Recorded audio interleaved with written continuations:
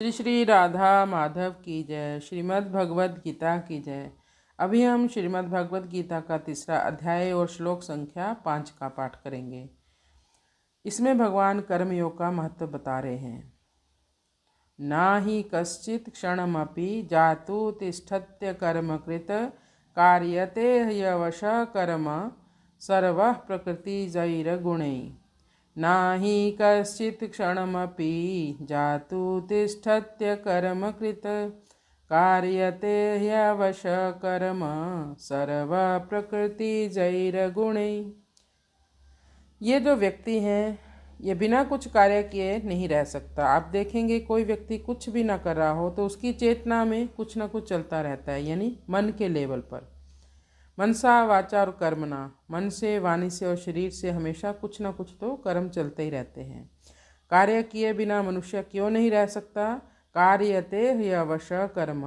प्रकृति की ये जो 3 गुण हैं, सत्व, रजस और तमस, इन तीनों गुणों के इन्फ्लुएंस में यानी इसके असर में हयवश परवश होकर व्यक्ति कुछ ना कुछ तो करता ही रहता है।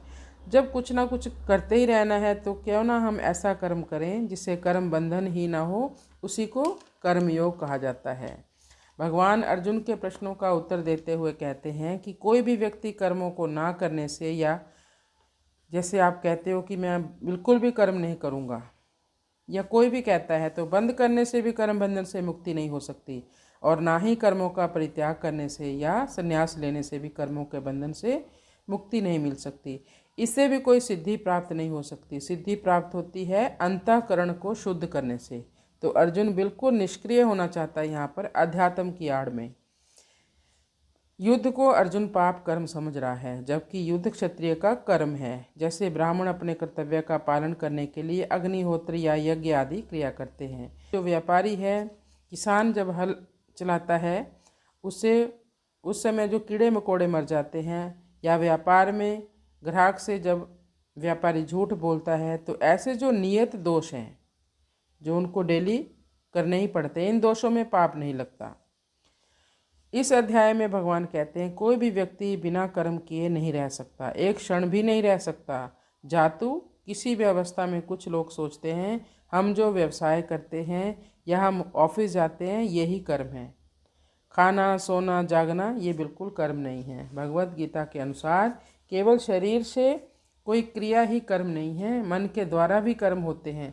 जब तक हम देह अभिमानी हैं तब तक शरीर और मन से की जाने वाली क्रिया को भी कर्म माना जाता है। यही कारण है बद्ध जीव सुख दुख का अनुभव करता है, लेकिन जो प्रकृति के गुणों से परे जा चुके हैं वो ना तो शरीर के दुख को अपना दुख मानते हैं और ना ही मन के दुख को अपना दुख मानते हैं, क्योंकि प्रकृति से दूर होने के कारण प्रकृति का स्पर्श आत्मा तक नहीं हो पाता, क्योंकि यह प्रकृति जीव को कर्म करने के लिए बाध्य करती है।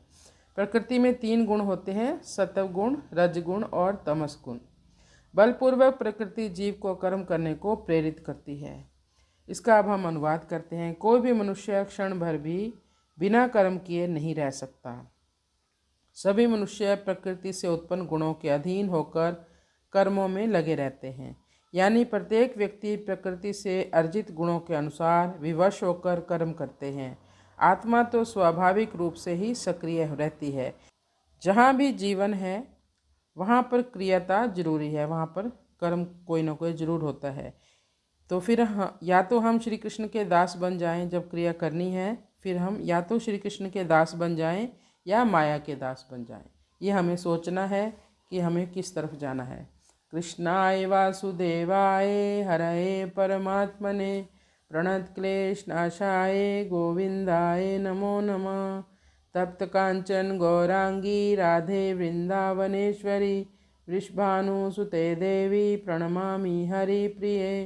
वृंदाय तुलसी देवाय प्रियाय केशवस्य च कृष्ण भक्ति प्रदे देवी सत्यवत्यै नमो नमः। हरि शरणम जय।